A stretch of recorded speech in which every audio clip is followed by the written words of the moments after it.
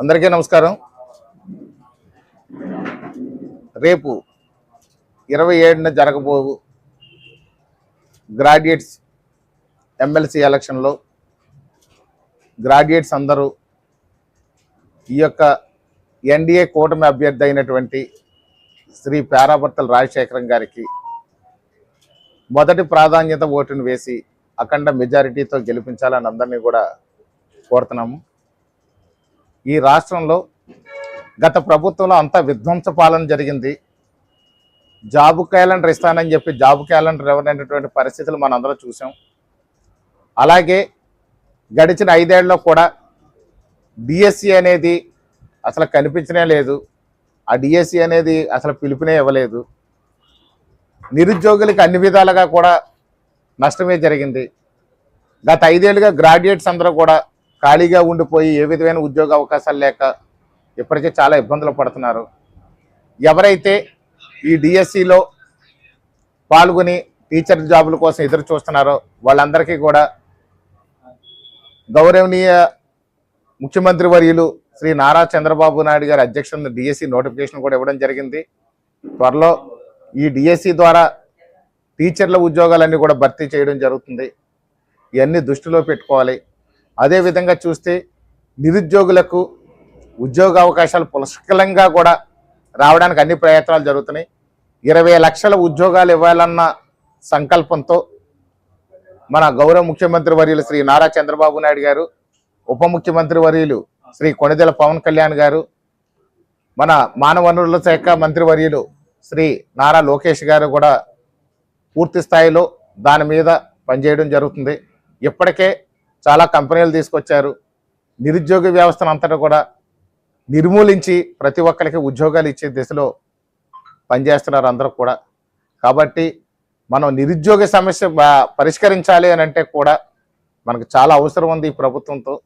కాబట్టి గ్రాడ్యుయేట్స్ అందరూ బాగా ఆలోచించాలని చెప్తున్నాను. అదేవిధంగా చూస్తే ప్రభుత్వం వచ్చిన దగ్గర నుంచి మనకి ఎన్నో కార్యక్రమాలు చేపట్టడం జరిగింది.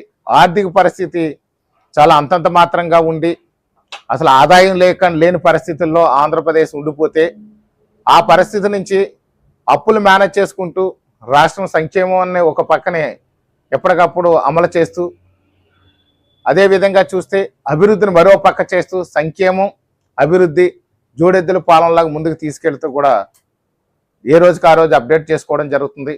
అలాంటి పరిస్థితుల్లో కూడా ఏదైతే ఎలక్షన్లో మేనిఫెస్టోలో మనం పెట్టామో పెన్షన్ పెంచుతామని చెప్పాము. వచ్చే నెలనే మొదటి తేదీనే మనం పెన్షన్ పెంచి ఆ రోజు నుంచి ఈ రోజు వరకు ఎక్కడ ఎలాంటి అవాంతరాలు లేకుండా ఒక్కరోజు కూడా లేట్ అవ్వకుండా కూడా పెన్షన్లు ఇవ్వడం జరుగుతుంది. ఉచిత ఇసుక అనేది ఇస్తామని చెప్పాము. ఆ ఉచిత ఇసుకని కూడా ఒక పారదర్శకంగా ఉచిత ఇసుక పూర్తి స్థాయిలో అందజేశాము.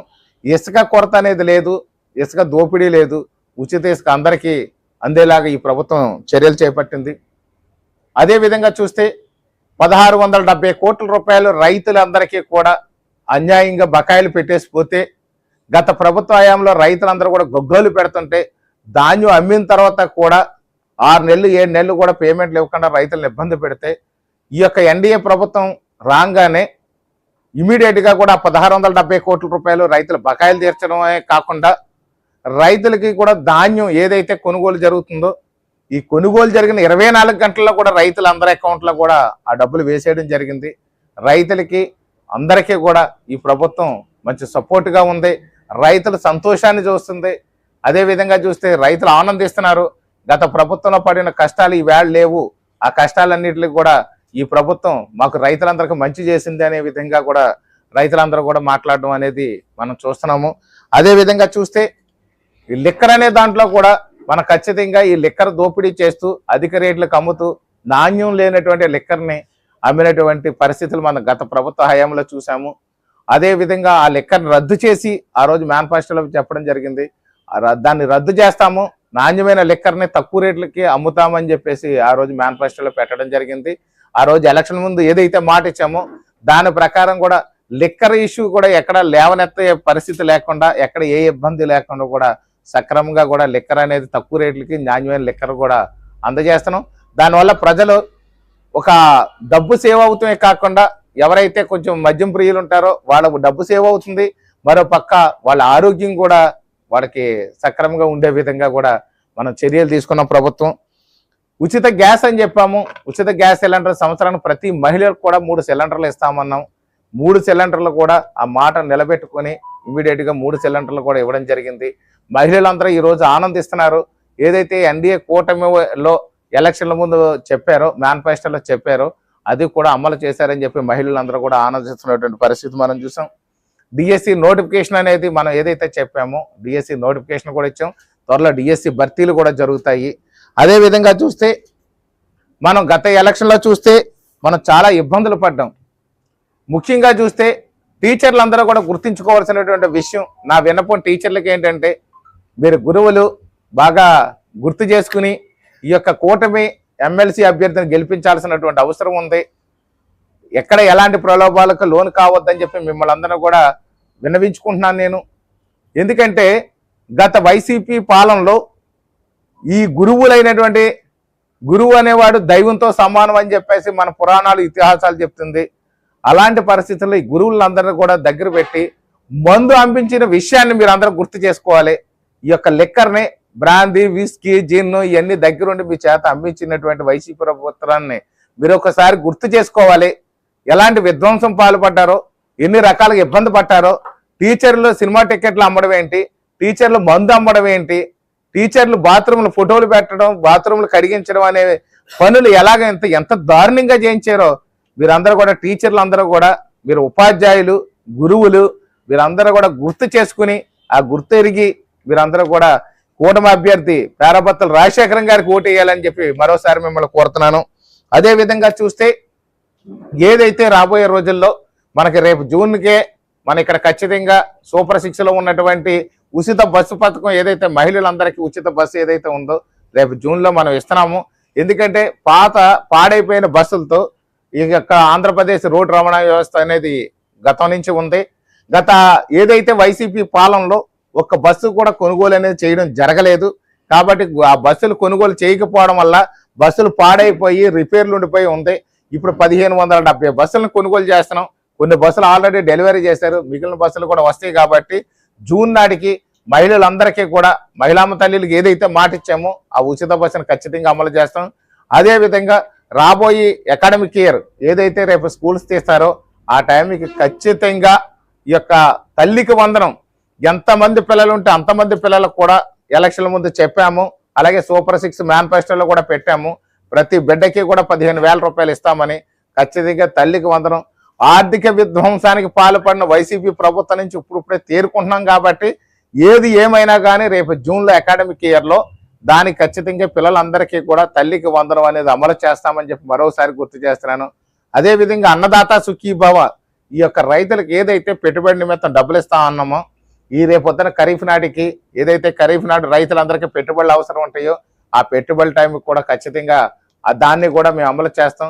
ప్రభుత్వం చెప్పినటువంటి ఇచ్చినటువంటి హామీలు, చెప్పినటువంటి మాటల్ని అన్నిటిని అమలు చేస్తూ కూడా ఈ యొక్క రాబోయే రోజుల్లో చెప్పినటువంటి ప్రజలకు అవసరమైనవి ఆంధ్రప్రదేశ్లో ప్రజలు సుభిక్షంగా ఉండడం కోసం, సంతోషంగా ఉండడం కోసం, ఆరోగ్యంగా ఉండడం కోసం, ఆర్థికంగా బలపడడం కోసం చెప్పనివి కూడా చేసి ఆంధ్రప్రదేశ్ను బలపెట్టే దిశలో మేమందరం కూడా ప్రయత్నం చేస్తున్నాం. ముఖ్యంగా నిరుద్యోగులకు కానీ చూసుకున్నట్లయితే మంచి ఉద్యోగ అవకాశాలు కల్పించడానికి చూస్తున్నాము. ఇప్పుడు మనకి ఇండస్ట్రీస్ అన్నీ కూడా వస్తున్నాయి. త్వరలో అన్ని కూడా ఇండస్ట్రీస్ కూడా డెవలప్ చేయబోతున్నాము. ఖచ్చితంగా మీరు అందరూ అన్ని దృష్టిలో పెట్టుకోండి. యువత కోసం, నిరుద్యోగుల కోసం, టీచర్ల కోసం, రాష్ట్ర భవిష్యత్తు కోసం, సంక్షేమం కోసం, రైతుల కోసం నిరంతరం శ్రమిస్తున్నటువంటి ఎన్డీఏ ప్రభుత్వం మీరందరూ కూడా ఆలోచించండి. ఇలాంటి ప్రజల కోసం ఎప్పుడైతే పనిచేసే ప్రభుత్వం ఉంటుందో అది ఖచ్చితంగా మాత్రం ప్రజలు సపోర్ట్ ఇవ్వాల్సినటువంటి అవసరం ఉంటుంది. ఎందుకంటే ఈవేళ శాసనసభలో మీ అందరికీ తెలుసు అఖండ మెజారిటీతో గెలిపించి ఒక్కొక్కరికి మంచి మంచి మెజారిటీలు ఇచ్చారు. బ్రహ్మాండమైనటువంటి మెజారిటీతో శాసనసభ ఉంది. కానీ ఈవేళ కౌన్సిల్ అనే దానికి కొంచెం మనకి ఇబ్బందులు ఉన్నాయి.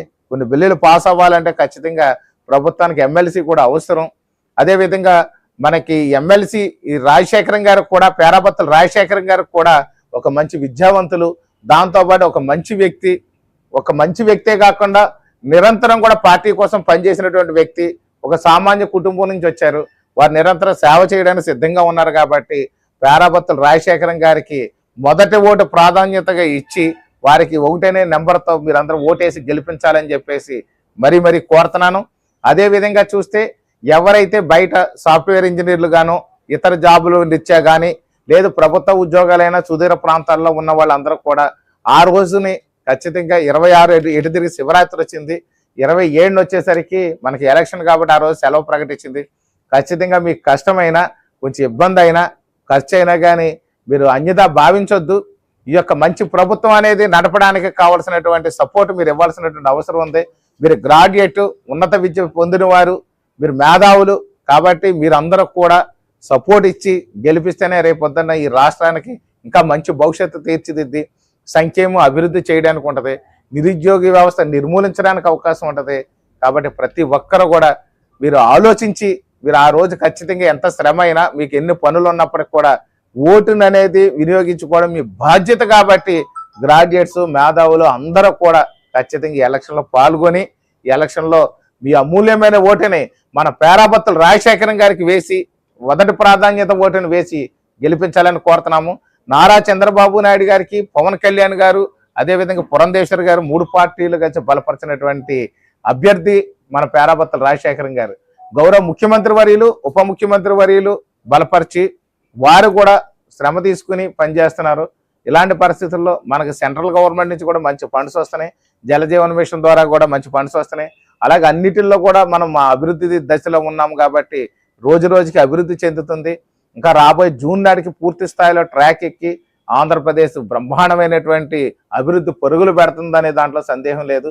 కాబట్టి మీ సపోర్ట్ చాలా అవసరం. కాబట్టి ఈ గ్రాడ్యుయేట్స్ అందరూ కూడా మరొకసారి పేరాబత్తుల రాజశేఖరం గారికి మీరు మొదటి ప్రాధాన్యత ఓటును వేసి అఖండ మెజార్టీతో గెలిపించాలని మిమ్మల్ని అందరినీ కోరుతున్నాను.